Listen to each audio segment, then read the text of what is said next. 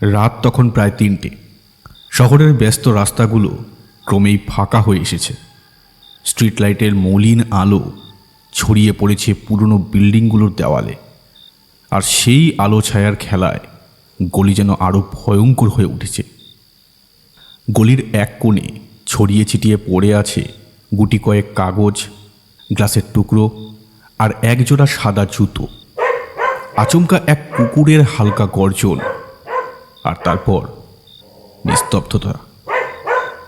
অরিন্দম রায় সেই নিস্তব্ধতায় গাড়ির দরজা খুলে নামলেন। তার চোখ সোজা মৃতদেহটির দিকে। বছর 25-এর এক তরুণী, পরনে কালো ড্রেস, তার হাতের মুঠোয় শক্ত করে ধরা একটি ছেঁড়া কাগজ। মুখে কোনো আতঙ্কের ছাপ নেই, বরং মনে হচ্ছে যেন খুন হওয়ার মুহূর্তেও সে কিছু বলতে চেয়েছিল কিন্তু পারেনি। পুলিশ ইন্সপেক্টর দেবাংশু ঘোষ গম্ভীর মুখে দাঁড়িয়েছিলেন, চোখে সিগারেটের ধোঁয়া আর ঠোঁটে বিরক্তির রেখা। গোয়েন্দাবাবু, আপনার কি মনে হচ্ছে? অরিন্দম চুপ। তিনি মৃতদেহের পাশে হাঁটু গেড়ে বসলেন। হাতের গ্লাভস পরে ছেঁড়া কাগজটি বের করে আনলেন। কাগজের গায়ে অদ্ভুত কিছু চিহ্ন আঁকা, দেখতে সাংকেতিক ভাষার মতো। ইন্সপেক্টর, এই মেয়েটিকে আপনি চিনতেন? দেবাংশু মাথা নাড়লেন। না, পরিচিত মুখ নয়, কিন্তু কিন্তু কি? খুনির স্টাইলটা কেমন যেন চেনা চেনা মনে হচ্ছে। অরিন্দম চুপ করে কাগজটি আরও একবার দেখলেন। এ কেবল খুন নয়, এর পেছনে স্পষ্টই কোনো পরিকল্পনা আছে। হঠাৎ পেছন থেকে একজনের গলা শোনা গেল, ঋদ্ধি সেন। এবার কি আবার শহরে সিরিয়াল কিলার এসেছে স্যার? তরুণ সাংবাদিক ঋদ্ধি বেশ আগ্রহ নিয়ে সব কিছু পর্যবেক্ষণ করছিল। তার চোখে একরকম তীব্র কৌতূহল। এ কি, আপনি এখানে কি করছেন? আমি তো সাংবাদিক, খবর সংগ্রহ করাই আমার কাজ। আর এই ঘটনা যে বড় কিছু সেটা আপনারা বোঝার আগেই আমি বুঝেছি। অরিন্দম একটু বিরক্ত হলেন। ঋদ্ধি আগেও তার মামলার সময় ঝামেলা করেছিল, কিন্তু আজ যেন তার আশাটাও একটা অদ্ভুত কাকতালীয় মনে হচ্ছে। ঠিক সেই সময় অরিন্দমের ফোন বেজে উঠল। নাম্বার অজানা। হ্যালো। একটা নিঃশ্বাসের শব্দ শোনা গেল, আর তারপর একটা গলা। এটি কেবল শুরু মিস্টার রয়। আপনি যতই ছায়ার পেছনে দৌড়ান, ছায়া আরো গভীর হবে, তাই সাবধান। কল কেটে গেল। অরিন্দম কয়েক সেকেন্ড ফোনের দিকে তাকিয়ে রইলেন। এরপর ধীর গলায় বললেন, ইন্সপেক্টর, এটা শুধু খুন নয়, এখানে কেউ আমাদের সঙ্গে খেলা খেলছে।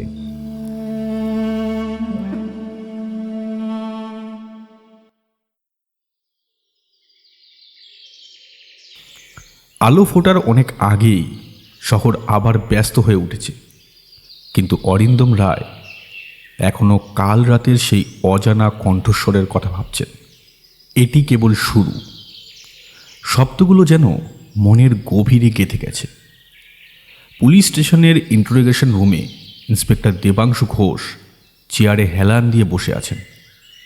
সামনের টেবিলে রাখা সেই ছেঁড়া কাগজটি। অরিন্দম সেটার দিকে তাকিয়ে বললেন, এটা একটা সাংকেতিক চিহ্ন, সাধারণ কাগজ মোটেই নয়। মনে হচ্ছে কেউ ইচ্ছা করেই আমাদের কাছে কিছু বার্তা পাঠাচ্ছে। দেবাংশু একগাল হেসে বললেন, সেটা তো আপনার অভ্যেসের মধ্যে পড়ে মশাই, জটিলভাবে ভাবা। কিন্তু আমার কিন্তু মনে হচ্ছে এটা খুনির একটা বাড়তি নাটকীয়তা ছাড়া আর কিচ্ছু নয়। তখনই দরজায় টোকা দিয়ে ঋদ্ধি সেন ঢুকল। তার হাতে খুন হওয়া মেয়েটির পরিচয় সংক্রান্ত তথ্য। মেয়েটির নাম সীমা দাস, বয়স 26, পেশায় একজন ফ্রিল্যান্স গ্রাফিক ডিজাইনার। 2 দিন ধরেই নিখোঁজ ছিলেন, কিন্তু পরিবার থানায় কোনো রিপোর্ট করেনি। অরিন্দম চুপ করে রইলেন, যেন মাথার ভেতর তীব্রভাবে কিছু ভাবছেন। তারপর বললেন, ফোনের লোকেশন ট্র্যাক করা হয়েছে? হ্যাঁ, তার শেষ লোকেশন ছিল তো শহরের একটা পুরনো বালিগঞ্জ লাইব্রেরি, কিন্তু সেটা খুনের স্থান থেকে অনেকটা দূরে। এখন বুঝতে পারছি না যে কেন সে সেখানে গিয়েছিল। আমিও ভাবছি খুনির সাথে সীমার যোগাযোগ কি কাকতালীয় নাকি পরিকল্পিত। এমন সময় অরিন্দম টেবিলের কাগজটিতে চোখ আটকালেন। তিনি সেটা উল্টে পাল্টে দেখে বললেন, এই চিহ্নটা আমি আগেও দেখেছি, কোথাও যেন দেখেছি, কিন্তু কোথায় দেখেছি? হঠাৎ দেবাংশুর ফোন বেজে উঠল। ওপাশ থেকে থমথমে গলায় কেউ বলল, আরেকটা লাশ পাওয়া গেছে, ঠিক একই পদ্ধতিতে খুন। এবার খুন হয়েছে রবীন্দ্র সরোবর লেকে। সাথে সাথে সবাই গাড়ির দিকে দৌড় দিল। লেকের ধারে পুলিশের ব্যারিকেড, লোকজন জড়ো হয়েছে। মৃতদেহটি এক যুবকের, গলায় দাগ, শরীরে টাটকা রক্তের ছোপ। অরিন্দম যুবকের হাতে আবার একটি ছেঁড়া কাগজ দেখতে পেলেন। ঠিক আগের কাগজটির মতোই সাংকেতিক চিহ্ন আঁকা। দেবাংশু চাপা গলায় বললেন, দেখলেন তো, এবারও সেই চিহ্ন।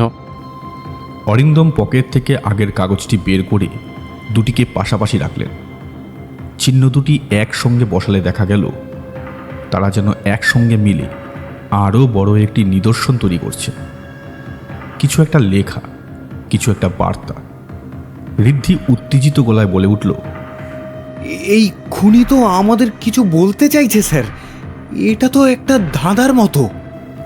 অরিন্দম গভীর চোখে চিহ্ন দুটি দেখে বললেন, এটা কেবল শুরু।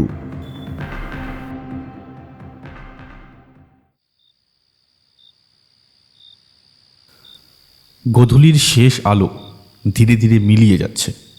শহর জুড়ে স্নিগ্ধ বাতাস বইছে, কিন্তু কলকাতার কিছু অন্ধকার গলি যেন নিঃশব্দে মৃত্যুর ছায়া বয়ে নিয়ে চলেছে। রাস্তার বাতিগুলো একে একে জ্বলছে, তবুও মনে হচ্ছে অন্ধকার আরও ঘন হচ্ছে। অরিন্দম রায় তার অফিসের ডেস্কে ছড়িয়ে থাকা নোটগুলোর দিকে তাকিয়ে আছেন। তার চোখে গভীর চিন্তার রেখা। দুটি হত্যাকাণ্ড, দুটি ছেঁড়া কাগজ, আর একটাই বার্তা, এই কেবল শুরু। সময়ের সঙ্গে সঙ্গে রহস্য যেন আরও গাঢ় হচ্ছে। হঠাৎ দরজায় টোকা পড়ল। ঋদ্ধি সেন ঢুকল, চোখে উত্তেজনা আর অস্থিরতার ঝলক। স্যার, একটা বড় তথ্য পেয়েছি। অরিন্দম ধীরে চেয়ার ছেড়ে উঠে দাঁড়ালেন। বলুন।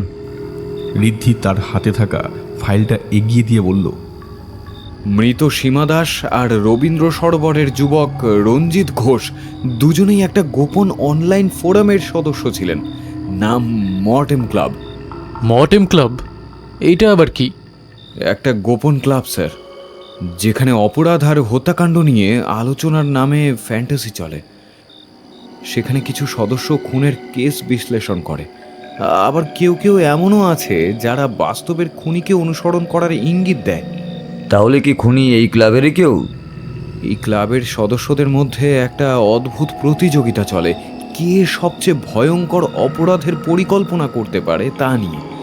আর এই প্রতিযোগিতা গেম মাস্টার নামে একজন ব্যক্তি চালায়। তাহলে কি খুনের পেছনে এই গেম মাস্টারের হাত? খুনি ইচ্ছা করেই আমাদের সঙ্গেই খেলা খেলছে।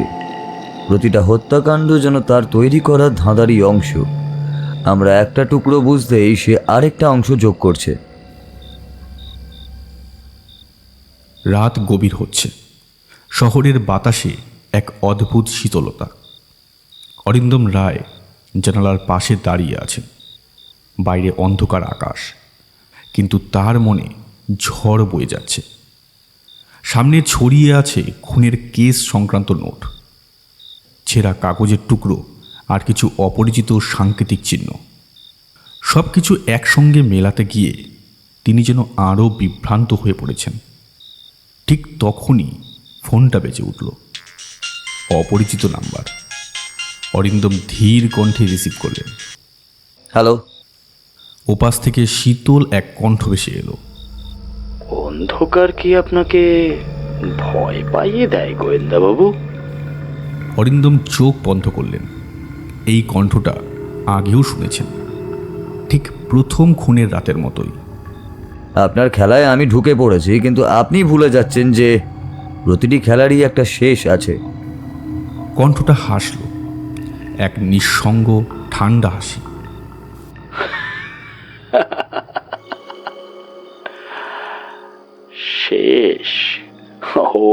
মাস্টার রয়, এটা তো কেবল শুরু। এবার খেলা সত্যি শুরু হবে। হ্যাঁ, এরপরই কল কেটে গেল। অরিন্দম ফোনটা মুঠোয় চেপে ধরে কিছুক্ষণ চুপ করে রইলেন। স্পষ্টই খুনি তাদের সঙ্গে ইচ্ছা করেই খেলা খেলছে, কিন্তু কি তার উদ্দেশ্য? ঠিক সেই মুহূর্তে দরজায় কড়া নাড়ল কেউ। ইন্সপেক্টর দেবাংশু ঘোষ। আরেকটা খুন হয়েছে অরিন্দম, এবার কোথায়? একটা পুরনো গুদামে, শহরের উপকণ্ঠে। কোনো ক্লু? হ্যাঁ, এবারও সেই ছেঁড়া কাগজ।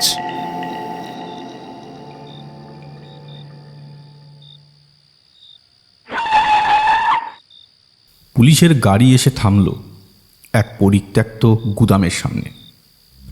জায়গাটা ভাঙাচোরা, চারিদিকে ছড়িয়ে ছিটিয়ে থাকা আবর্জনা আর ইঁদুরের আনাগোনা।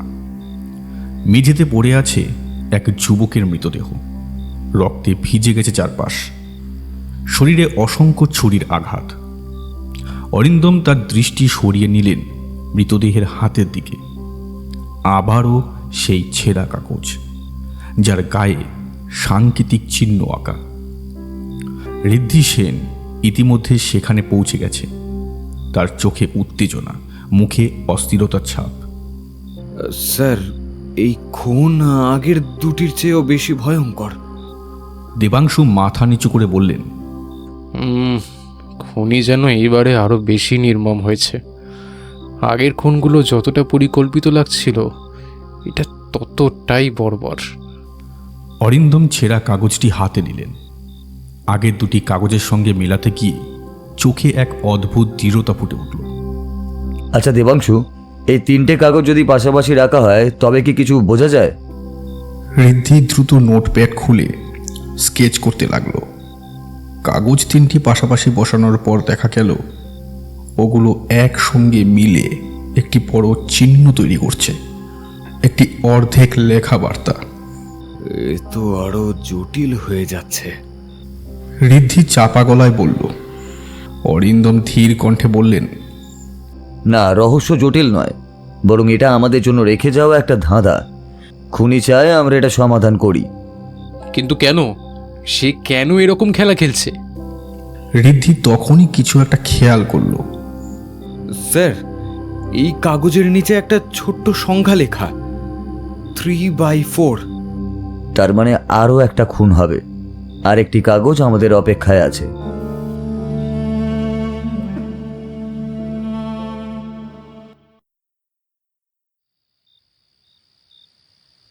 ঘরের নিস্তব্ধতা আরো ভারী হয়ে উঠল। খুনি যেন প্রতিটি পদক্ষেপ ভেবে চিনতে নিয়েছে, আর তাদের ধাঁধার ভেতর দিয়ে টেনে নিয়ে যাচ্ছে এক অজানা গন্তব্যের দিকে। ঠিক তখনই পুলিশের ওয়্যারলেসে খবর এলো। আরেকটি খুনের সংবাদ এসেছে পার্ক স্ট্রিটের কাছে। চলুন, আমাদের আর দেরি করা চলবে না। রাতের বাতাসে সাইরেনের শব্দ ছড়িয়ে পড়ল, আর শহরের অন্ধকারে যেন আরেকটি রহস্য অপেক্ষা করছিল তাদের জন্য। পার্ক স্ট্রিটের ব্যস্ততা রাত বাড়ার সঙ্গে সঙ্গে কমে এসেছে, কিন্তু আজ যেন সেই নির্জনতার মাঝেও এক অদ্ভুত উত্তেজনা। রাস্তার ধারে পুলিশের ব্যারিকেড, লাল নীল আলোয় চকচক করছে চারপাশ। উৎসুক জনতা দূর থেকে দাঁড়িয়ে দেখছে, কিন্তু কেউই কিছু বুঝে উঠতে পারছে না। অরিন্দম রায় দ্রুত গাড়ি থেকে নেমে এলেন। ইন্সপেক্টর দেবাংশু ঘোষ আর সাংবাদিক ঋদ্ধি সেন ইতিমধ্যেই ঘটনাস্থলে উপস্থিত। সামনে পড়ে আছে এক নারীর নিথর দেহ, পরনে নীল শাড়ি, গলায় গভীর কাটা দাগ, হাতে শক্ত করে ধরা সেই চিরপরিচিত ছেঁড়া কাগজ।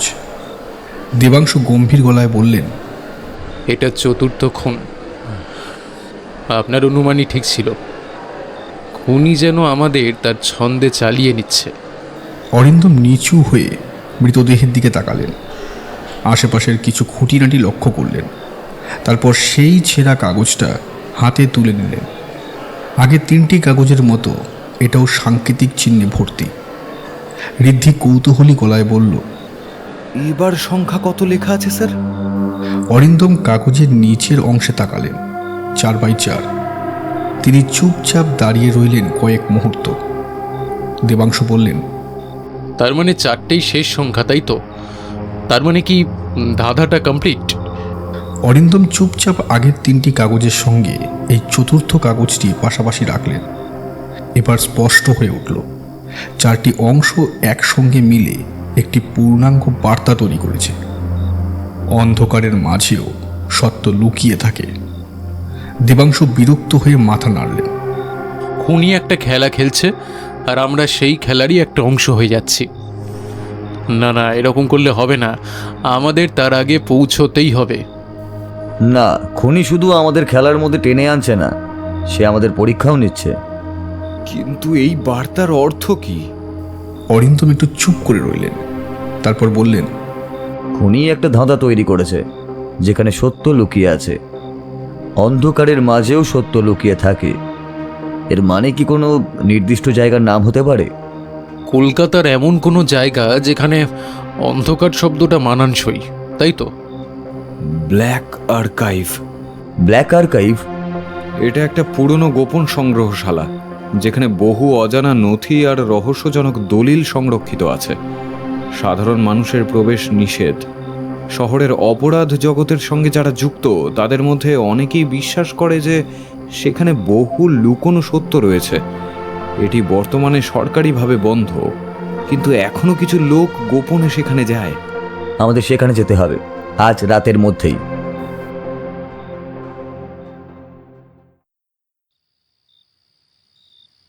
কলকাতার প্রাচীন অংশে অবস্থিত ব্ল্যাক আর্কাইভ এক রহস্যময় স্থান, যেখানে অন্ধকারের মাঝেই সত্য লুকিয়ে থাকতে পারে।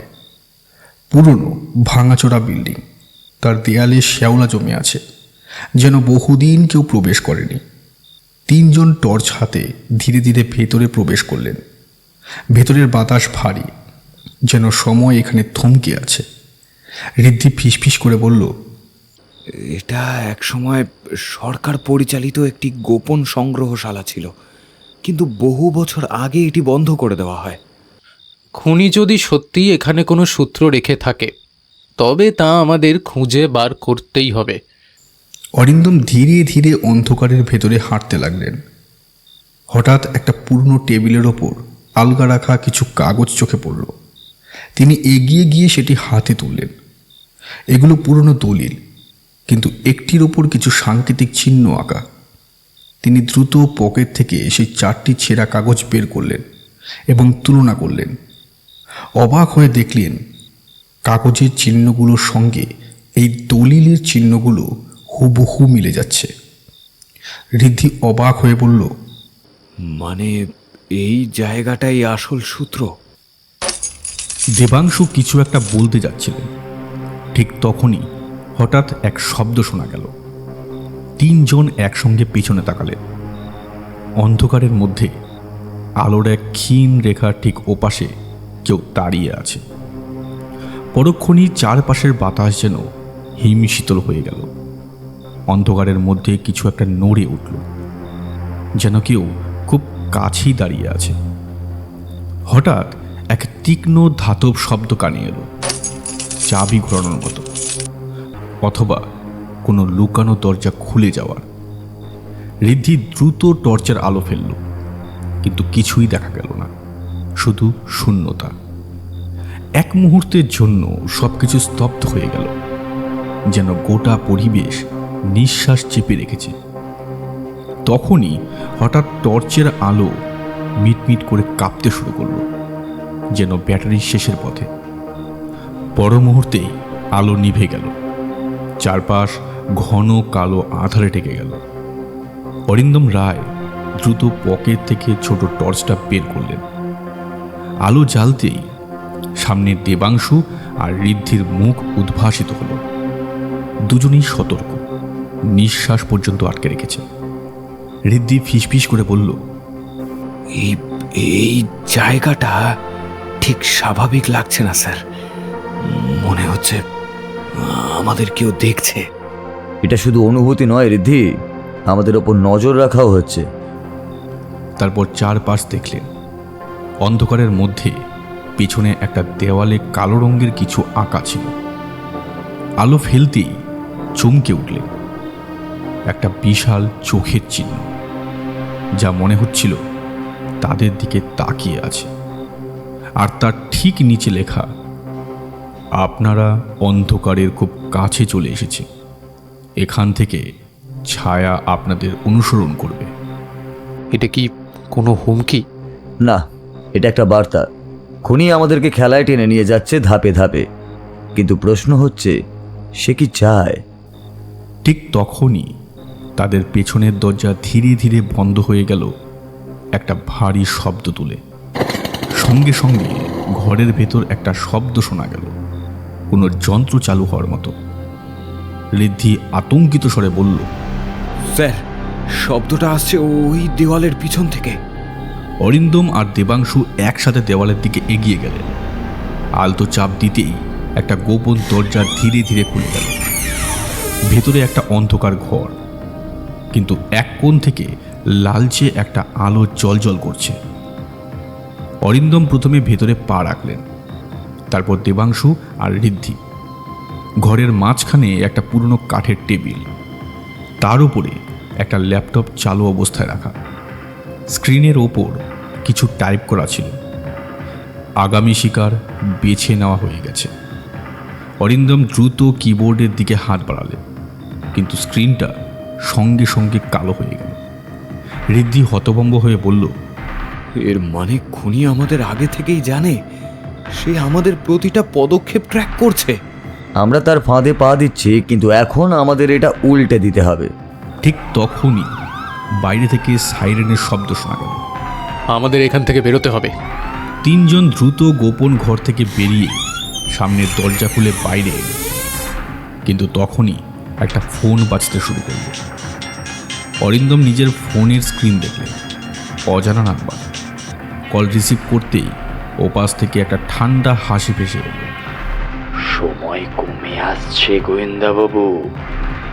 আপনারা যদি সত্যিই আমাকে ধরতে চান, তবে শহরের সেই জায়গায় পৌঁছান যেখানে মৃত্যু নীরবে অপেক্ষা করে, যেখানে ছায়া জলকে স্পর্শ করে।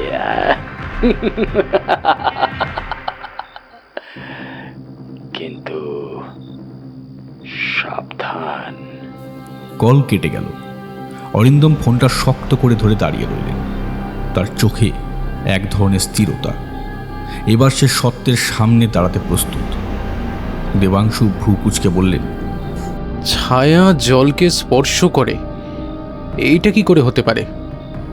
এটা কি কোনো লেকের কথা বলছে, নাকি নাকি ব্রিজের নিচে কোনো জায়গা?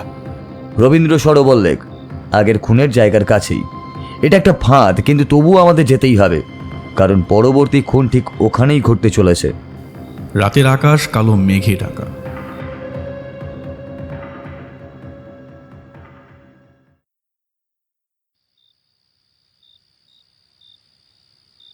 রাস্তার বাতিগুলো ফিকে হয়ে এসেছে। রবীন্দ্র সরোবর লেকের চারপাশে গভীর নীরবতা, যেন শহর তার নিঃশ্বাস আটকে রেখেছে। লেকের স্থির জলে ল্যাম্পপোস্টের আলো ধীরে ধীরে কাঁপছে, আর তার প্রতিফলনে চারপাশের গাছগুলো যেন ভয়াল ছায়ার মতো দেখাচ্ছে। অরিন্দম রায় গাড়ি থেকে নেমে চারিদিকে চোখ বোলালেন। ইন্সপেক্টর দেবাংশু ঘোষ আর সাংবাদিক ঋদ্ধি সেন তার ঠিক পাশে। তিনজনের মধ্যেই চাপা উত্তেজনা, একটা অজানা ভয় আর প্রবল কৌতূহল একসঙ্গে কাজ করছে। দেবাংশু গম্ভীর গলায় বললেন, আমরা ঠিক জায়গায় এসেছি তো? অরিন্দম মাটির দিকে তাকিয়ে বললেন, ফাঁদ হোক বা সূত্র, খুনি আমাদের এখানে আসতে বলেছে, তাহলে এখানেই তার পরবর্তী চাল অপেক্ষা করছে। ঋদ্ধি চারপাশে তাকিয়ে বলল, কিন্তু এখানে তো কিছুই নেই, আমরা কাকে খুঁজছি? ঠিক তখনই ঝোপের আড়াল থেকে ছায়ার মতো এক অবয়ব বেরিয়ে এলো। দেবাংশু চিৎকার করলেন, সাবধান! ধপ করে মাটিতে লুটিয়ে পড়ল একজন, কালো পোশাকে ঢাকা, মুখ কাপড়ে মোড়া, হাতে চকচকে ছুরি। এক মুহূর্ত দেরি না করে সে অরিন্দমের দিকে ছুরি চালিয়ে দিল। অরিন্দম এক পাশ পিছিয়ে গেলেন। ছুরির ফলাটা তার কাঁধ ঘেঁষে বেরিয়ে গেল। পাল্টা আঘাত করার আগেই সেই ছায়ামূর্তি বিদ্যুতের গতিতে অন্যদিকে সরে গেল। দেবাংশু বন্দুক তুললেন, কিন্তু খুনি ঝপ করে নিচু হয়ে এক লাথিতে বন্দুকটা উড়িয়ে দিল। ঋদ্ধি পেছনে সরে গেলেও মোবাইল ক্যামেরাটা চালু করে রেখে সব রেকর্ড করছিল। অরিন্দম দ্রুত পা চালিয়ে খুনির কবজি চেপে ধরলেন, কিন্তু সেই লোক অসাধারণ পারদর্শী। এক প্যাচে দিয়ে নিজেকে ছাড়িয়ে নিয়ে আরও একবার ছুরি চালানোর চেষ্টা করল। অরিন্দম শেষ মুহূর্তে তার হাত মুড়ে দিলেন। ছুরিটা ছিটকে পড়ল লেকের ধারে। এবার দেবাংশু ঘুষি চালিয়ে দিলেন লোকটার মুখে, কিন্তু সে সঙ্গে সঙ্গেই পেছনে লাফ দিল। ভারসাম্য হারালো না একটু। এই লোক প্রশিক্ষিত। খুনি এবার পেছনে সরে গিয়ে কোমর থেকে ছোট একটা ধাতব নল বের করল। 1 সেকেন্ডের ভেতর তীক্ষ্ণ শো শো শব্দ করে একটা তীরের মতো কিছু ছুটে এলো। অরিন্দম দ্রুত পাশ কাটিয়ে গেলেন, কিন্তু দেবাংশুর ঘাড়ের পাশ দিয়ে সেটা ছুঁয়ে গেল। অরিন্দম গম্ভীর স্বরে বললেন, একে জীবিত ধরতে হবে। খুনি বুঝতে পারছিল পালানোই একমাত্র উপায়। মুহূর্তেই সে আবার ঝোপের দিকে ছোটার চেষ্টা করল, কিন্তু এবার অরিন্দম তৈরি ছিল। তিনি একটা লাথি চালিয়ে খুনিকে এক ঝটকায় মাটিতে ফেলে দিলেন। দেবাংশু লাফিয়ে গিয়ে তার হাত মুচড়ে দিলেন। খুনি আর উঠতে পারল না। এইবার ধরেছি তোকে। ঠিক তখনই খুনির হাতে থাকা একটা ছোট্ট গোল বস্তু চকচক করে উঠল। বোমা! ঋদ্ধি আতঙ্কে চিৎকার করল। খুনি একটা ধোয়া গ্রেনেড ছুড়ে দিল মাটিতে। মুহূর্তের মধ্যে কালো ধোঁয়ায় চারপাশ ঢেকে গেল। সালা পালাবে এবার, তারা। দেবাংশু বন্দুক কুচিয়ে গুলি চালাল, কিন্তু তখন ধোঁয়া এতটাই ঘন যে কিছুই দেখা যাচ্ছিল না। কোথায় গেল? ধোঁয়া মিলিয়ে যেতে না যেতেই দেখা গেল লোকটা নেই। শুধু লেকের ধারে ছুরিটা পড়ে আছে, আর অন্ধকারের গহ্বরে সে মিলিয়ে গেছে। অরিন্দম দাঁতের দাঁত চেপে বললেন, খুনি আমাদের এত সহজে ছেড়ে দেবে না, এটা শুধু শুরু। দেবাংশু হতাশায় মাথা নাড়লেন। হয়তো, কিন্তু একটা ব্যাপার নিশ্চিত হলাম যে আমরা সঠিক পথেই এগোচ্ছি। সবটাই রেকর্ড হয়েছে। এবার যদি চেহারা স্পষ্ট পাওয়া যায় তাহলে বুঝতে পারবো লোকটা কে। ঋদ্ধি মোবাইলের স্ক্রিনে তাকিয়ে বলল। অরিন্দম ছুরিটা হাতে নিয়ে দেখলেন হ্যান্ডেলের ছোট্ট একটা অক্ষর খোদাই করা এম। তিনি ফিসফিস করে বললেন, মর্টেম ক্লাব। রাতের নিস্তব্ধতা যেন আরও ভারী হয়ে উঠেছিল। লেকের জল স্থির, অথচ কোথাও যেন এক অদৃশ্য স্রোত বইছে, অশান্ত, রহস্যময়। অরিন্দম ছুরিটা হাতে নিয়ে গভীর চিন্তায় ডুবে গিয়েছিল। ঋদ্ধি মোবাইলের স্ক্রিনে চোখ রেখে বলল, আপনারা একটু দেখুন, আমি ভিডিওটা জুম করছি। সবার দৃষ্টি চলে গেল স্ক্রিনের দিকে। ধোঁয়ার আড়ালে থাকা খুনির মুখ ধরা পড়েনি, কিন্তু ঠিক পালানোর মুহূর্তে তার কবজিতে একটা অদ্ভুত ট্যাটু দেখা যাচ্ছিল। একটা কঙ্কালের মাথা, যা চোখের অংশে একটা ছোট্ট ঘড়ির ছবি আঁকা। অরিন্দম দ্রুত বললেন, এক মিনিট, এটা কোথাও দেখেছি। তিনি দ্রুত মোবাইল থেকে কিছু ছবি বের করলেন। কিছুক্ষণ স্ক্রোল করার পর একটা পুরনো ফাইল খুললেন। সেখানে একটা ব্ল্যাক অ্যান্ড হোয়াইট ছবি। একজন লোককে হাত করা পরানো অবস্থায় দেখা যাচ্ছে, আর তার কবজিতে ঠিক একই রকম ট্যাটু। দেবাংশু ছবি দেখে ফিসফিস করে বললেন, এ তো আশিস সেন। হ্যাঁ, 10 বছর আগে যে লোকটাকে আমরা গ্রেফতার করেছিলাম, সিরিয়াল কিলারটাকে। কিন্তু ও তো জেলে ছিল। ও কি বেরিয়ে এসেছে? ঋদ্ধি দ্রুত মোবাইলে কিছু সার্চ করল। কিছুক্ষণ পর তার মুখ ফ্যাকাশে হয়ে গেল। ও ও 6 মাস আগেই জেল থেকে পালিয়েছে। এক মুহূর্তের নিস্তব্ধতা নেমে এলো। তারপর দেবাংশু ধমক দিয়ে বললেন, এত বড় একখানা খবর আমাদের নজরে এলো না কেন? ও যদি সত্যি ফিরে এসে থাকে তাহলে আরও কিছু ঘটতে চলেছে। ঠিক তখনই লেকের ওপাশ থেকে একটা কণ্ঠস্বর ভেসে এলো, কাপা কাপা কিন্তু স্পষ্ট। সাহায্য করুন। সঙ্গে সঙ্গে 3 জন ছুটে গেলেন। লেকের ধারে একটা বড় পাথরের পাশে পড়ে আছে একটা লোক। শরীর রক্তে ভেজা, শ্বাস নিতে কষ্ট হচ্ছে। অরিন্দম দ্রুত এগিয়ে গিয়ে বলল, আপনি কে আর কি হয়েছে? লোকটা কষ্ট করে চোখ খুলল। তার নিস্তেজ দৃষ্টি যেন মৃত্যুর দোরগোড়ায় দাঁড়িয়ে থাকা কারোর শেষ আর্তনাদ। ঠোঁট নড়ল ধীরে, অস্পষ্ট শব্দ বেরিয়ে এল। আমাকে আমাকে মেরে ফেলতে চায়।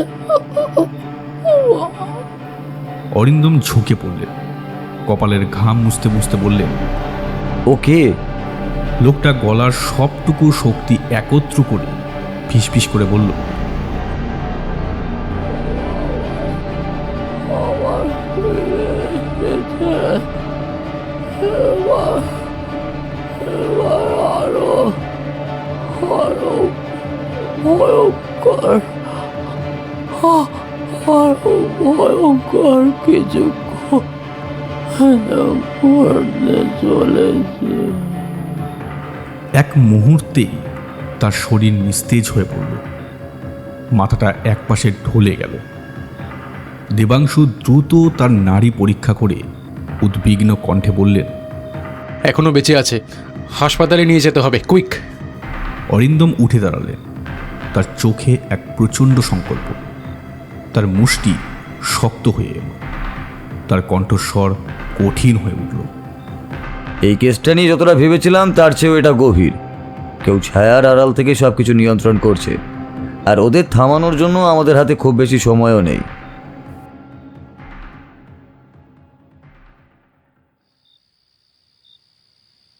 রাত গভীর, কিন্তু রহস্য আরও গভীরতর। লেকের ধারে পড়ে থাকা অচেতন লোকটিকে দ্রুত হাসপাতালে পাঠানো হয়েছে। অরিন্দম রায় তখনও ভাবছিলেন, এই লোকটি কি জানত? কেনই বা খুনি তাকে এতটা নির্মমভাবে আঘাত করল? হাসপাতালের ইমার্জেন্সি রুমের বাইরে দাঁড়িয়ে দেবাংশু উদ্বিগ্ন গলায় বললেন, ডাক্তাররা বলছেন যে লোকটা হয়তো বেঁচে যাবে, তবে জ্ঞান ফেরার সম্ভাবনা একদম কম। মাথায় প্রচণ্ড আঘাত লেগেছে। ঋদ্ধি তখনও মোবাইলে কিছু খুঁজছিল। সে বলল, স্যার, লেকের আশেপাশের সিসিটিভি ফুটেজগুলো চেক করা দরকার। খুনি পালিয়েছে, কিন্তু নিশ্চয়ই কোথাও কোনো ক্যামেরায় ধরা পড়েছে। ঠিক তখনই হাসপাতালের করিডোরের নিস্তব্ধতা ভেঙে এক নার্স আতঙ্কিত মুখে দৌড়ে এলো। স্যার স্যার ইমার্জেন্সি রুমের রোগীটা অস্বাভাবিকভাবে কাঁপছে, ওর শ্বাস বন্ধ হয়ে আসছে। তার কণ্ঠে ছিল প্রবল উৎকণ্ঠা, যেন ভেতরে কোনো ভয়ঙ্কর কিছু ঘটে চলেছে। অরিন্দম, দেবাংশু ও ঋদ্ধি সঙ্গে সঙ্গে ছুটে গেলেন ইমার্জেন্সি রুমের দিকে, যেখানে আহত লোকটি মৃত্যুর সঙ্গে পাঞ্জা লড়ছিল। তার শরীর ভয়াবহভাবে কাঁপছিল, চোখ দুটো ফাঁকা দৃষ্টিতে ছাদে স্থির হয়েছিল, আর ঠোঁট যেন কিছু বলার চেষ্টা করছিল, কিন্তু কোনো শব্দ বেরোচ্ছিল না। কিছু একটা ঠিক নেই। তারপরেই আচমকা মনিটরের শব্দ বদলে গেল, একটানা তীক্ষ্ণ বিপ শব্দ। লোকটি নিঃশব্দে থেমে গেল। ডাক্তাররা এগিয়ে এলেন। একজন হাতের পালস চেক করে বললেন, আই এম সরি, উনি মারা গিয়েছেন। এক মুহূর্তের জন্য পুরো ঘর নিস্তব্ধ হয়ে গেল। অরিন্দম ধীরে লোকটির নিথর হাতের দিকে তাকালেন। সেখানে রক্তে লেখা একটা সংকেত পাওয়া গেল, এম। দেবাংশু কপালে ভাঁজ ফেলে বললেন, এইটা কি কোনো নামের প্রথম অক্ষর, মানে ইনিশিয়াল? নাকি মর্টেম ক্লাবের সংকেত? অরিন্দম গভীরভাবে ভাবলেন, তারপর ধীরে ধীরে বললেন, আমরা ভুল জায়গায় খুঁজছিলাম। খুনি আমাদের সঙ্গে খেলা খেলছে, কিন্তু এবার আমরা তার পরবর্তী পদক্ষেপ আগে থেকে আন্দাজ করব। আপনি কি করতে চাইছেন? মর্টেম ক্লাবের গোপন আস্তানায় ঢুকতে হবে। আমরা খুনিকে ধাওয়া করছি, এবার সময় হয়েছে তার সামনে দাঁড়ানোর।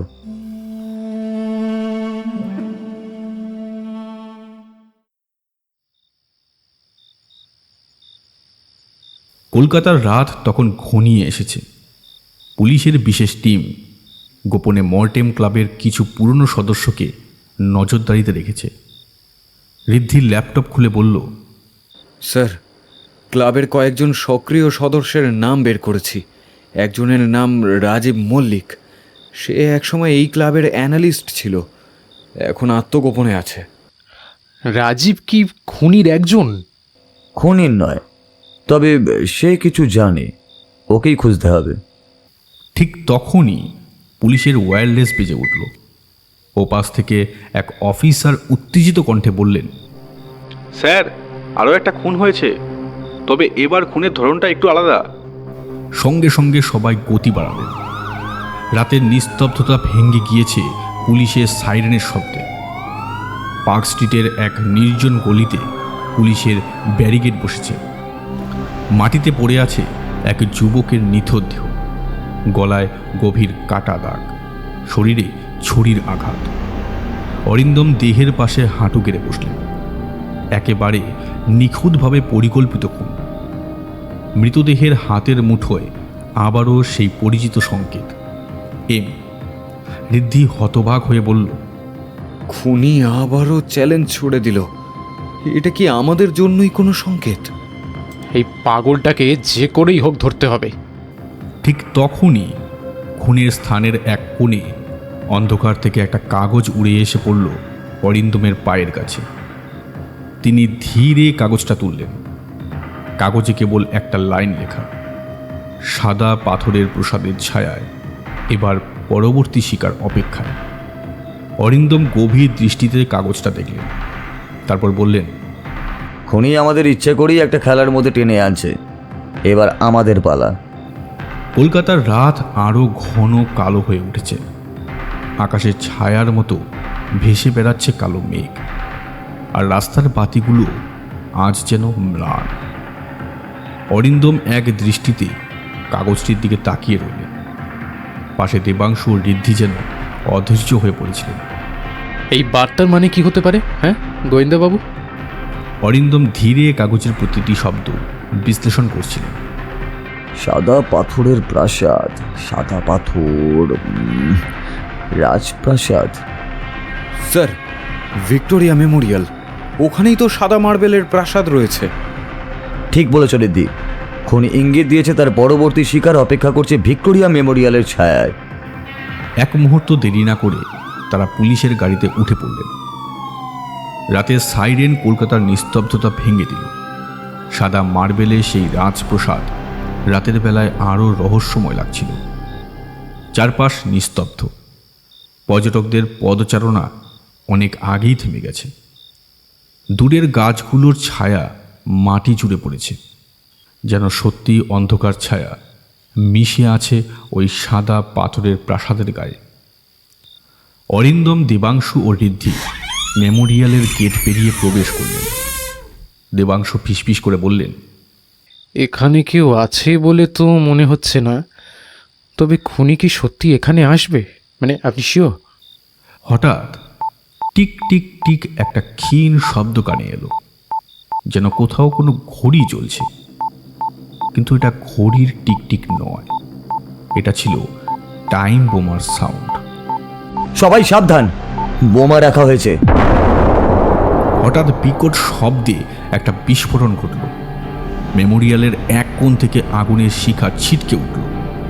ধোঁয়া চারপাশে ছড়িয়ে পড়ল, আর রাতের নিস্তব্ধতা ভেঙে চুরমার হয়ে গেল। দেবাংশু বন্দুক বের করলেন। খুনি এখানেই আছে, ও চাইছে আমাদের বিভ্রান্ত করতে। অন্ধকারের মধ্যে হঠাৎ দুপ দুপ গুলির শব্দে চারদিক কেঁপে উঠল। কেউ একজন আড়াল থেকে গুলি ছুড়ল। অরিন্দম সঙ্গে সঙ্গে পাথরের স্তম্ভের আড়ালে সরে গেলেন। ঋদ্ধি পাশের ঝোপের আড়ালে গা ঢাকা দিল। ও পালাতে পারবে না। অন্ধকারের মধ্যে ছায়ামূর্তির মতো একজন ছুটে যাচ্ছিল, তার মুখ ঢাকা, হাতে ছোট আগ্নেয়াস্ত্র। অরিন্দম ঠান্ডা গলায় বললেন, ওকে জীবিত ধরতেই হবে। তারা তিনজনেই ছুটে গেলেন খুনির পিছনে। আধারের মধ্যে খুনি ছুটছিল, আর অরিন্দমরা তাকে পিছু ধাওয়া করছিল। হঠাৎ খুনি একটা ধাতব বস্তু ছুঁড়ে মারলেন। সেটা একটা ধোঁয়া গ্রেনেড। চারপাশ মুহূর্তেই ধোঁয়ায় ঢেকে গেল। আড়ালে চলে আসুন। ধোঁয়ার ফাঁক বলে খুনির ছায়া ঝাঁপিয়ে পড়ল ঋদ্ধির ওপর। তারা দুজন মাটিতে গড়িয়ে পড়ল। ঠিক তখনই অরিন্দম সামনে গিয়ে খুনির কবজি মুচড়ে দিলেন। ছুরিটা খসে পড়ল মাটিতে। খুনি এবার দেবাংশুর দিকে বন্দুক তাক করল, কিন্তু দেবাংশু আগেই বুঝে গিয়েছিলেন। গুলি ছোড়ার আগেই তিনি একটা সজোরে ঘুষি চালালেন খুনির মুখে। খুনি ছিটকে গিয়ে মাটিতে পড়ল। দেবাংশু খুনির হাত মুচড়ে ধরলেন, কিন্তু তখনই খুনির কোমরে ঝোলানো আরেকটি ছোট ডিভাইস টিকটিক করে শব্দ করতে শুরু করল। এটা আবার কি? অরিন্দম খেয়াল করলেন এটা একটা বোমার রিমোট ডেটোনেটর। ওকে থামান, ও আরেকটা বিস্ফোরণ ঘটাবে। দেবাংশু শক্ত করে খুনির হাত চেপে ধরল, কিন্তু খুনি এক পেঁচ দিয়ে নিজেকে ছাড়িয়ে নিয়ে দৌড় দিল। অরিন্দম চিৎকার করে উঠল। ও পালাচ্ছে। ভিক্টোরিয়া মেমোরিয়ালের সাদা পাথরের দেওয়াল জুড়ে তখন বিস্ফোরণের ধোঁয়া ছড়িয়ে আছে। অরিন্দম, দেবাংশু আর ঋদ্ধি ছুটে যাচ্ছিল খুনির পিছু পিছু। হঠাৎ খুনি মেমোরিয়ালের এক গোপন দরজা দিয়ে ভেতরে ঢুকে পড়ল। অরিন্দম থমকে গেল। এখানে একটা গোপন দরজা। এইটা কি তবে মর্টেম ক্লাবের সঙ্গে যুক্ত? আমাদের এবার ছায়ার আড়াল ভেদ করতেই হবে স্যার। আজ রাতে রহস্যের আরও একটা পর্দা সরবে। কলকাতার বাতাসে যেন বারুদের গন্ধ ছড়িয়ে পড়েছে। ভিক্টোরিয়া মেমোরিয়ালের সাদা পাথরের বিশাল প্রাসাদ রাতের অন্ধকারে যেন আরও রহস্যময় হয়ে উঠেছে। ফাঁকা চত্বর, ছায়ার আড়ালে ঢাকা দীর্ঘ করিডোর আর সাদা মার্বেলের স্তম্ভ, সব কিছুই আজ যেন থমথম। অরিন্দম, দেবাংশু আর ঋদ্ধি দ্রুত সিঁড়ি বেয়ে মেমোরিয়ালের ভেতরে ঢুকলেন। রাতের নীরবতায় তাদের বুটের শব্দ প্রতিধ্বনিত হচ্ছিল। ঠিক তখনই মেমোরিয়ালের ভেতরের অন্ধকার করিডোর থেকে একটা শব্দ ভেসে এল, যেন কোনো ধাতব কিছু মেঝেতে পড়ল। তিনজনেই মুহূর্তে স্থির হয়ে গেলেন। অরিন্দম হাত তুলে ইঙ্গিত করল অস্ত্র তৈরি রাখার জন্য। আচমকা করিডোরের ভেতর থেকে একটা ছায়া দৌড়ে পালাতে লাগলো। ওইখানে! অরিন্দম সঙ্গে সঙ্গে তার পিছু নিল। সেই ছায়ামূর্তি আরও গভীর করিডোরের দিকে ছুটতে লাগলো। তাদের চারপাশের নিস্তব্ধতায় হঠাৎ করেই ভয়ঙ্কর কিছু ঘটল। বিস্ফোরণ! একটা ভয়ঙ্কর শব্দে গোটা করিডোর কেঁপে উঠল। মেঝে কাঁপিয়ে একটা ছোট বোমা ফাটল। ধোঁয়ায় চারিদিক অন্ধকার হয়ে গেল। অরিন্দম চিৎকার করে উঠল। কভার নিন। তখনই ধোঁয়ার আড়াল থেকে গুলি ছুটে এল। দেবাংশু দ্রুত একটা স্তম্ভের আড়ালে চলে গেল। ঋদ্ধিও দেওয়ালের পাশে সরে গেল, কিন্তু অরিন্দম দমে যায়নি। ধোঁয়ার মধ্যে দাঁড়িয়ে সে আর চোখে খুঁজছিল সেই ছায়াটিকে। খুনি আমাদের জন্য ফাঁদ পেতেছে। ও আমাদের সঙ্গে খেলছে। এক মুহূর্তের জন্য চারপাশ নিস্তব্ধ হয়ে গেল। ঠিক তখনই ধোঁয়ার ভেতর থেকে একটা অবয়ব বেরিয়ে এলো। কালো পোশাকে ঢাকা, মুখ কাপড়ে মোড়া, হাতে পিস্তল ধরা। অরিন্দম তাকে দেখা মাত্র সামনে ঝাঁপিয়ে পড়ল। খুনি গুলি ছোড়ার চেষ্টা করল, কিন্তু অরিন্দমের দ্রুত প্রতিক্রিয়ায় তার হাত আঘাত খেয়ে ছিটকে গেল। পিস্তলটা মাটিতে পড়ে গিয়ে একটা শব্দ করল। এবার তোমার খেলা শেষ। খুনি নিজেকে ছাড়িয়ে নেওয়ার জন্য চেষ্টা করতে লাগলো। সে একটা ছুরি বের করে সজোরে আঘাত করবার চেষ্টা করল, কিন্তু অরিন্দম আগেই পাশ কাটিয়ে এক লাথি মারল খুনির হাঁটুতে। ধরো ওকে! ঋদ্ধি পেছন থেকে এগিয়ে এলো, কিন্তু ঠিক সেই মুহূর্তে খুনি কোমর থেকে একটা ছোট গ্রেনেডের পিন টেনে ছুড়ে দিল মেঝেতে। বিস্ফোরণের শব্দে আবারও করিডোর কেঁপে উঠল, আর ধোঁয়ার সুযোগে খুনি জানালার দিকে ছুটে গেল। অরিন্দম জানালার কাছে পৌঁছানোর আগেই খুনি লাফ দিয়ে নিচে পড়ে গেল। করিডোরের মেঝেতে রক্তের দাগ রেখে গেল সে।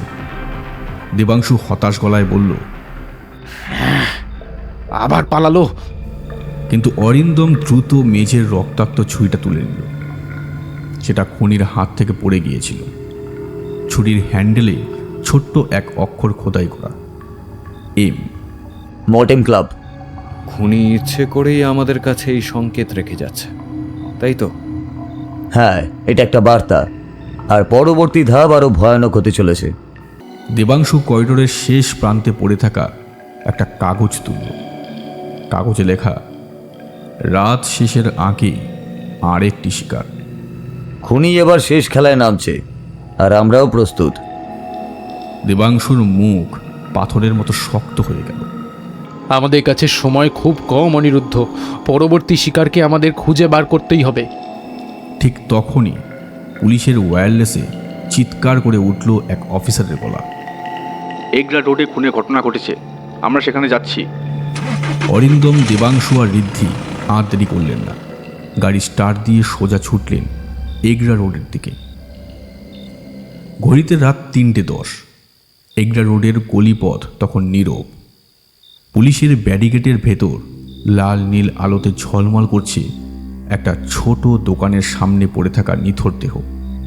একজন যুবক, বয়স 30-এর কাছাকাছি, চোখ খোলা কিন্তু মুখটা রক্তে ভেজা, গলায় গভীর ক্ষতচিহ্ন, যেন ছুরি দিয়ে বারবার কাটা হয়েছে। অরিন্দম হাঁটু গেড়ে বসে মৃতদেহটি পরীক্ষা করলেন। মৃতদেহের হাতের মুঠোয় আবারও সেই পরিচিত সংকেত এম। এটা তো সেই চিহ্ন স্যার, স্যার একদম আগের কেসগুলোর মতো। মর্টেম ক্লাবের আরেকজন সদস্য। হ্যাঁ, খুনি পরিকল্পিতভাবে এই ক্লাবের সদস্যদেরকেই টার্গেট করছে। ঠিক তখনই মৃতদেহের পাশেই একটা সাদা কাগজ পাওয়া গেল। রক্তমাখা সেই কাগজে লেখা ছিল, একটা পথ, একটা ছায়া, এবং সেখানে মৃত্যুর রাজত্ব। আমাকে খুঁজতে আসুন, কুনুইট লেন। কনউইট লেন, এটা তো শহরের সেই পরিত্যক্ত গলির নাম। ওখানে অনেক পুরনো ভাঙা বাড়ি আছে, কেউই প্রায় যায় না। একসময় সন্ত্রাসীদের গোপন আস্তানা ছিল ওটা। খুনি আমাদের তার লুকোনোর জায়গার নাম ইচ্ছে করে জানিয়েছে, কিন্তু এটাও কি ফাঁদ? হাত হোক বা কিছু নাই বা হোক, আমরা সেখানে যাবই। এইবার ওকে খুঁজে বার করতেই হবে। ঘড়িতে তখন 4:30। কুনুইট লেনের প্রবেশপথে 3 জন দাঁড়িয়ে আছেন। অন্ধকার, শুনশান আর ভাঙা বাড়ির ছায়ায় ঢাকা একটা জায়গা। বাতাস ভারী, চারিদিকে নীরবতা, যেন সব কিছু থমকে আছে। ঋদ্ধি গলাটা শুকনো করে বলল, এই জায়গাটা আসলেই ভুতুরে স্যার। ভূত নয়, এখানে রক্তমাখা মানুষ আছে যাকে আমাদের ধরতে হবে। 3 জন আস্তে আস্তে ভাঙা বাড়ির দিকে এগোলেন। বাড়ির দেওয়ালে অদ্ভুত চিহ্ন আঁকা, কঙ্কাল, ঘড়ি, ছুরি, প্রতিটি প্রতীক যেন মৃত্যুর বার্তা বহন করছে। ঠিক তখনই বাড়ির ভেতর থেকে এক মুহূর্তের জন্য আলো জ্বলে উঠল। কেউ এখানে আছে। এটাই খনি লুকানোর জায়গা, কিন্তু সাবধানে থাকুন, ও আমাদের জন্যই অপেক্ষা করছে। ঘরের ভেতর ঢুকতেই এক বদ্ধ পরিবেশ নাকে লাগলো। আর্দ্রতা, পচা কাঠের গন্ধ, আর কোথাও একটা চাপা বারুদের গন্ধ। তারা 3 জন যখন ঘরের মাঝখানে পৌঁছালেন, হঠাৎ দরজা প্রচণ্ড শব্দে বন্ধ হয়ে গেল। ঋদ্ধি আতঙ্কে চিৎকার করে উঠল, কেউ দরজা বন্ধ করলো। এক মুহূর্তে নিস্তব্ধতা নেমে এলো। চারিদিকে শুধুই গাঢ় অন্ধকার আর শ্বাসরুদ্ধকর নিস্তব্ধতা। অরিন্দম দৃঢ় কণ্ঠে বললেন, খুনি এখানেই আছে, তবে এবার আর তার পালানোর পথ নেই। কুনুইট লেনের সেই পরিত্যক্ত বাড়ি তখন গভীর অন্ধকারে আচ্ছন্ন। চারিদিকে নিস্তব্ধতা, শুধু দূরে একটা ভাঙা জানালার কাছে কড়কড় শব্দ বাতাসের সাথে মিশে গা শিউড়ে তুলছে। অরিন্দম রায়, দেবাংশু ঘোষ এবং ঋদ্ধি সেন ধীর পায়ে সামনে এগিয়ে চলেছেন। প্রত্যেকের মনে একটাই প্রশ্ন, খুনি কি এখানেই লুকিয়ে আছে, নাকি এটাও আরেকটা ফাঁদ? অরিন্দম চাপা গলায় বললেন, সবাই সাবধান, ও আমাদের জন্যই অপেক্ষা করছে। হঠাৎ একটা আওয়াজ, ঠক ঠক ঠক। ভাঙা সিঁড়ির ওপরের কোণায় দাঁড়িয়ে আছে একজন, মুখ অন্ধকারে ঢাকা, এক হাতে ছুরি আর অন্য হাতে পিস্তল। হাতের কবজি আলোর ঝলকে একবার দেখা গেল। একটা কঙ্কালের মাথা, যার চোখে ঘড়ির ছবি আঁকা ট্যাটু। অরিন্দম ফিসফিস করে বললেন, আশিস সেন, অবশেষে আপনি মুখোমুখি হলেন। দেবাংশুর সঙ্গে সঙ্গে বন্দুক তাক করলেন। আশিস, পালানোর চেষ্টা করো না, তুমি ধরা পড়ে গেছো।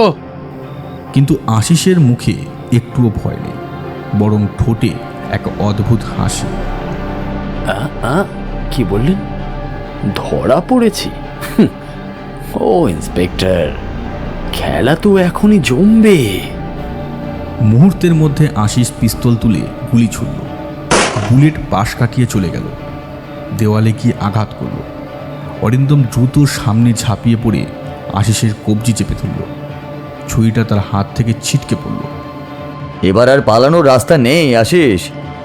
আশিস হিংস্রর মতো এক পা ছুঁড়ে নিজেকে ছাড়ানোর চেষ্টা করছিল, কিন্তু দেবাংশু পেছন থেকে এসে তার হাত মুচড়ে ফেলল। তোমার খেলা এবার শেষ। আশিস তখনও হাসছিল, চোখে অদ্ভুত পাগলামির ছাপ।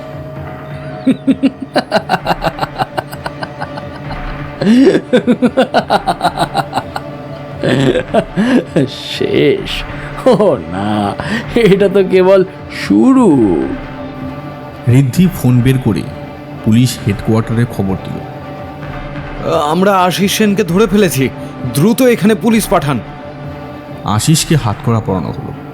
সে নিস্তেজ হয়ে পড়লেও ঠোঁটের কোণে হাসি লেগেই রইল। তোমার হাসির কারণটা কি? হ্যাঁ, আপনারা তো জানেনই না, আমি তো একা নই। মানে? আশিস একবার মাথা তুলে চেয়ে বলল, আজ রাত শেষ হবার আগেই আরেকটা খুন হবে। আপনারা যতই চেষ্টা করুন, কিছুই আটকাতে পারবেন না, কারণ আমি একা খেলা খেলি না। ঠিক তখনই পুলিশের ওয়্যারলেসে এক অফিসারের চিৎকার ভেসে এলো। পার্ক স্ট্রিটে আরেকটি খুনের ঘটনা ঘটেছে, আমরা ঘটনাস্থলে যাচ্ছি। সবাই স্তব্ধ হয়ে গেল। দেবাংশু হতভম্ব হয়ে বললেন, কিন্তু আশিস তো এখানে, তাহলে? তাহলে মানে খুনি একজন নয়, দুজন খুনি কাজ করছে একসঙ্গে?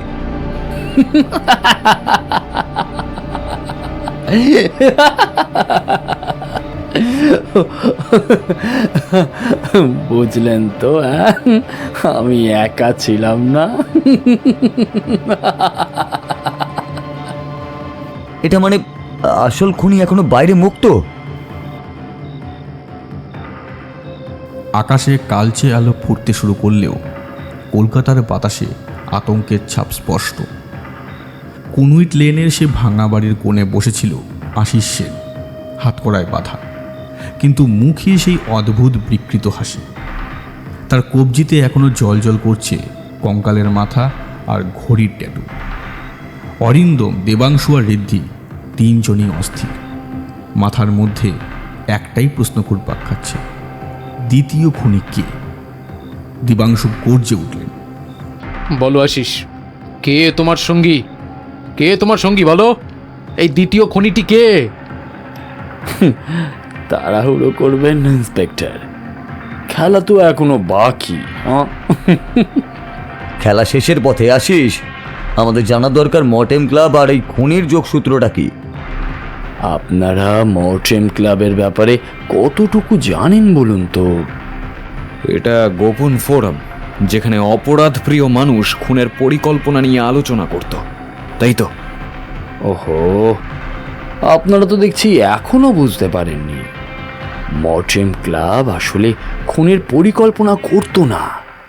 আমরা শুধু পারফেক্ট ক্রাইম কেমন করে হতে পারে তাই নিয়ে আলোচনা করতাম। একটা বিকৃত মানসিক খেলা, যেটা আমাদের অ্যাড্রেনালিন বাড়িয়ে দিত। তাহলে খুনগুলো করলো কে? আমি এবং আমার গেম মাস্টার। কে এই গেম মাস্টার? আপনারা কি সত্যিই জানতে চান? হ্যাঁ, বলো কে এসে?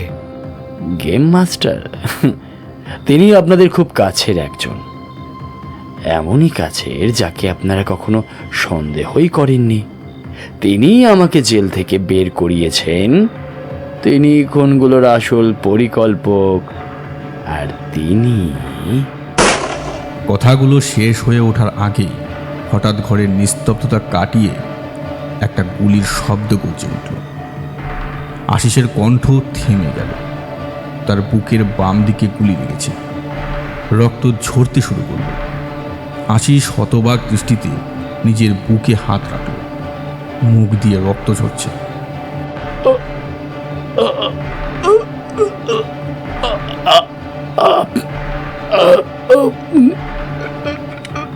কি? ঘরের কোণ থেকে ধোয়ার আড়ালে একটা অবয়ব বেরিয়ে এলো। Senior inspector Bikram Basu. তার হাতে ধরা পিস্তল তখনও ধোয়া উগড়ে দিচ্ছে। দেবাংশু চিৎকার করে উঠলেন, বিক্রম স্যার, আপনি? হ্যাঁ আমি। আশিস কাস্তে কাস্তে মাটিতে লুটিয়ে পড়ল।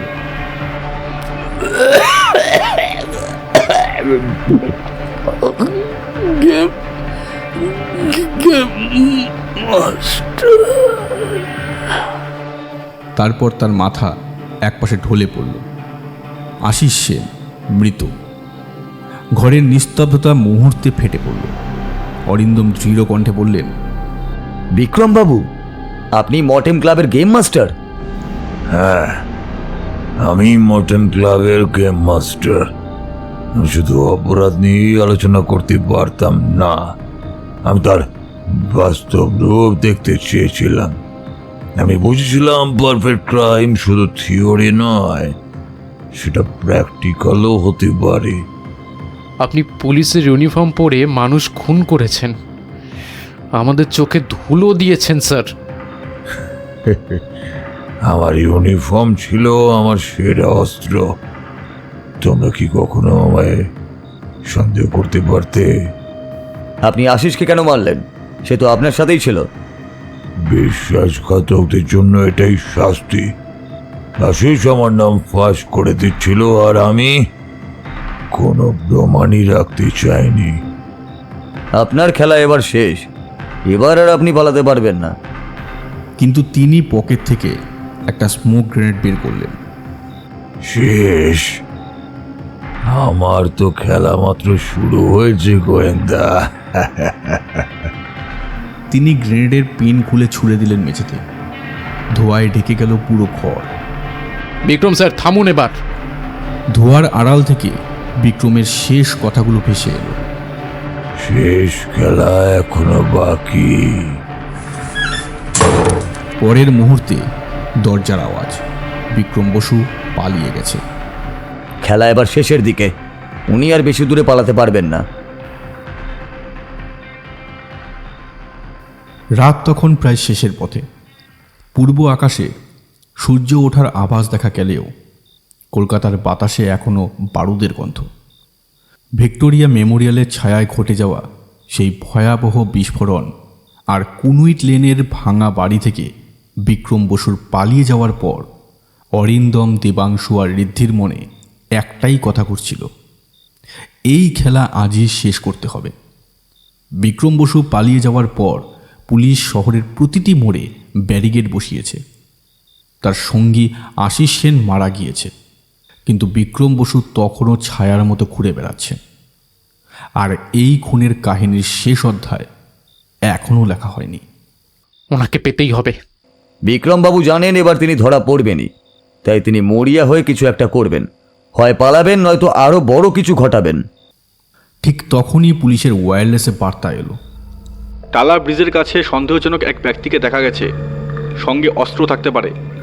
বিক্রম বসু সেখানেই আছে, চলুন, এখনই চলুন। টালা ব্রিজে পৌঁছানোর পরেই তারা দেখতে পেলেন একটি পুরনো গুদামের পাশে বিক্রম বসু দাঁড়িয়ে। তার হাতে পিস্তল, মুখে সেই চিরচেনা ঠান্ডা হাসি। তোমাদের আসতে দেরি হলো কেন গোয়েন্দা? খেলা শেষ হয়ে গেছে বিক্রম স্যার, এইবার আপনি আত্মসমর্পণটা করুন প্লিজ। পালানোর আর কোনো পথ নেই। আমার খেলা তো এখনো শেষ হয়নি ইন্সপেক্টর। আমি মর্টেম ক্লাবের গেম মাস্টার। শেষ চাল আমি নিজেই দেব। এরপর এক মুহূর্ত দেরি না করে তিনি গুলি ছুড়লেন। বুলেট অল্পের জন্য অরিন্দমের কাঁধের পাশ দিয়ে পেরিয়ে গেল। দেবাংশু আর ঋদ্ধি দ্রুত গাড়ির আড়ালে সরে গেলেন। বিক্রমবাবু আড়াল থেকে গুলি চালিয়ে যাচ্ছিলেন। অরিন্দম পিস্তল হাতে এগিয়ে এলেন। তিনি জানতেন বিক্রমবাবুকে জীবিত ধরতে পারলে সব প্রশ্নের উত্তর পাওয়া যাবে। কিন্তু এই সংঘর্ষে কেউ রেহাই পাবে না। ওনাকে ঘিরে ফেলেছি আমরা। অরিন্দম মাথা নাড়লেন। বিক্রমবাবু আবার গুলি ছুড়লেন। এবার বুলেট গিয়ে লাগলো পাশের দেওয়ালে। হঠাৎ অরিন্দম বিক্রমবাবুকে উদ্দেশ্য করে বললেন, আপনার খেলা শেষ বিক্রমবাবু। আশিস মারা গেছে, মটন ক্লাব শেষ হয়ে গেছে, এবার আপনি একা। আমি তো কখনো একা ছিলাম না। আমি ছায়ার মধ্যে রাজত্ব করেছি। সমাজের চোখের সামনে দাঁড়িয়েও কেউ আমাকে সন্দেহ অবধি করেনি। কিন্তু আপনি নিজের ভুল বুঝতে পারেননি বিক্রমবাবু। ছায়া সব সময় ঢেকে রাখতে পারে না, একদিন না একদিন আলোয় ধরা পড়তেই হয়। আজ আপনার সেই দিনই। বিক্রমবাবুর চোখে এক মুহূর্তের জন্য অস্বস্তি ফুটে উঠল। ঠিক তখনই দেবাংশু পাশ থেকে গুলি চালালেন। বুলেট বিক্রমের পায়ে গিয়ে লাগল। তিনি ছিটকে পড়লেন। পিস্তল তার হাত থেকে পড়ে গেল। রক্তে ভেজা হাতে তিনি দেয়ালের পাশে হেলে পড়লেন। অরিন্দম এগিয়ে গিয়ে তার পিস্তল দূরে ঠেলে দিলেন। এবার পালানোর রাস্তা একেবারেই নেই বিক্রমবাবু। তোমরা ভেবেছ আমি আমি ধরা পড়ে গেলাম? তার চোখে তখনও পাগলামির ঝলক। হঠাৎ বিক্রম কোমর থেকে আরেকটি ছোট বন্দুক বের করে অরিন্দমের দিকে তাক করল। কিন্তু মুহূর্তের মধ্যে দেবাংশুর বন্দুক গর্জে উঠল। বুলেট সোজা তার বুকে বিদ্ধ হল। তিনি ধীরে ধীরে মাটিতে লুটিয়ে পড়ল। তার দৃষ্টিতে তখনও সেই মরিয়া পাগলামি, কিন্তু শরীর নিস্তেজ হয়ে গেল। বিক্রম বসু মৃত। ঘড়ির কাঁটা তখন সকাল 6টা ছুঁই ছুঁই। পুলিশ গাড়ির সাইরেন কানে বাজছিল। চারপাশে মানুষের কোলাহল। ঋদ্ধি চুপচাপ বিক্রমের নিথর দেহের দিকে তাকিয়ে বলল, অবশেষে সব শেষ। হ্যাঁ, মটন ক্লাবের খেলা শেষ। যে নিজেকে অপরাধের রাজা ভাবত, আজ শুধু একটা গুলি তাকে থামিয়ে দিল। অরিন্দম আকাশের দিকে তাকালেন। রাতের ছায়া কেটে আলো ফোটার অপেক্ষা, যেন এক প্রতীকী ইঙ্গিত। অন্ধকারের শেষের পর আলো সব সময় আসে। মর্টেম ক্লাবের খেলা শেষ। বিক্রম বসুর ছায়ার সাম্রাজ্য ধূলিসাৎ। কিন্তু এই ঘটনার দাগ কি সত্যিই মুছে যাবে? বিক্রম বসুর মৃত্যু আর সিরিয়াল কিলিং কেসের সমাপ্তির পর কলকাতা শহর ধীরে ধীরে তার স্বাভাবিক ছন্দে ফিরেছে। পুলিশ হেডকোয়ার্টারের ব্যস্ততা কিছুটা কমেছে, কিন্তু অরিন্দম রায় জানতেন অপরাধের অন্ধকার কখনো সত্যিকারের শেষ হয় না, সেটা কেবল আড়ালে সরে যায়।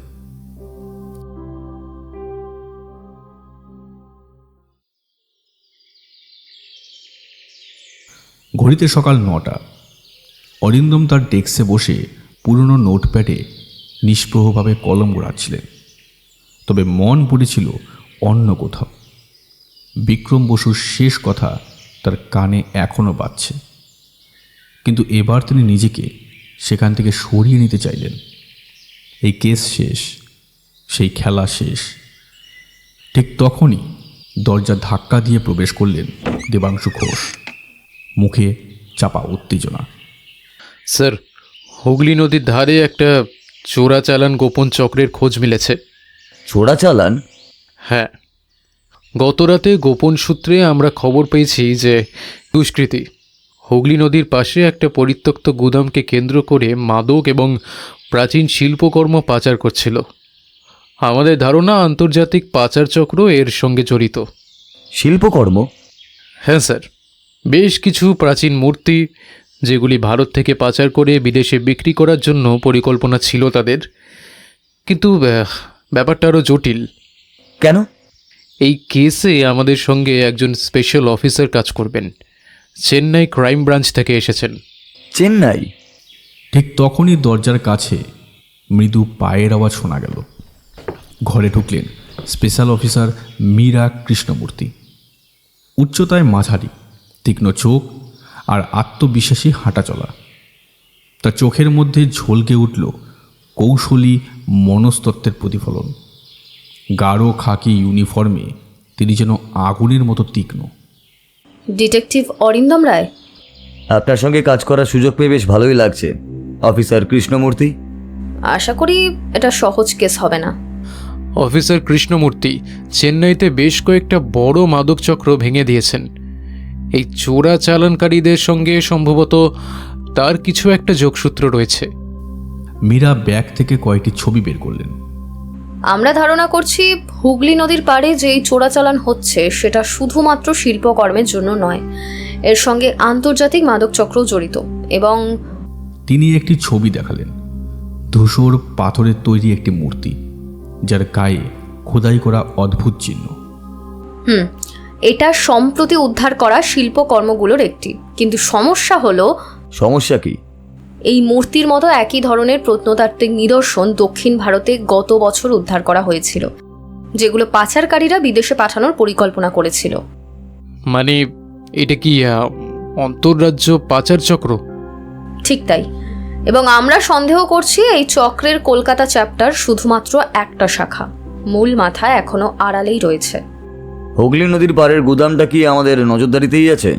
হ্যাঁ, কিন্তু পাচারকারীরা অত্যন্ত সতর্ক। আজ রাতে সেখানে অভিযান চালানোর পরিকল্পনা রয়েছে। আপনারা থাকবেন? অবশ্যই স্যার, মনে হচ্ছে আমরা আরো বড় কিছুর সামনে দাঁড়িয়ে আছি। অরিন্দম জানালা দিয়ে বাইরের দিকে তাকালেন। হ্যাঁ, এটা তো কেবল শুরু। আজ রাতটা উত্তেজনাপূর্ণ হতে চলেছে ডিটেকটিভ। খেলা আবার শুরু হচ্ছে, অফিসার কৃষ্ণমূর্তি। বাতাসের নীরবতায় যেন একটা অদৃশ্য ঝড়ের গর্জন শোনা গেল। হুগলি নদীর বাতাসে ভাসছিল আর্দ্রতা, কিন্তু তার গভীরে যেন লুকিয়ে ছিল এক অদৃশ্য স্রোত, যেমন লুকিয়ে থাকে অপরাধ তার ছায়ার আড়ালে। অরিন্দম রায় জানালার বাইরে তাকিয়ে দেখছিলেন নদীর নিস্তব্ধ জল, আর মনে হচ্ছিল রাতের অন্ধকারে ঠিক কতগুলো গোপন সত্য ডুবে আছে কেউ জানে না। পাশে স্পেশাল অফিসার মীরা চক্রবর্তী শান্ত চোখে নকশা আঁকা মূর্তির ছবিটা ধরে আছেন, যেন প্রতিটি রেখার মধ্যে অপরাধের সূত্র হচ্ছে। দেবাংশুর মুখে উত্তেজনার আভাস, কারণ তারা সবাই বুঝতে পারছেন সিরিয়াল কিলিং কেসের পর সবকিছু থেমে যায়নি, বরং আরেকটি অন্ধকার অধ্যায়ে দরজা খুলে গেছে। হুগলি নদীর পাড়ে রাত নামবে, এবং সেই রাতের অন্ধকারে অপেক্ষা করছে নতুন এক ছায়া, অদৃশ্য কিন্তু শীতল, যা হয়তো অরিন্দম এবং মীরাকে এমন এক সত্যের মুখোমুখি দাঁড় করাবে যার শেষ এখনো লেখা হয়নি।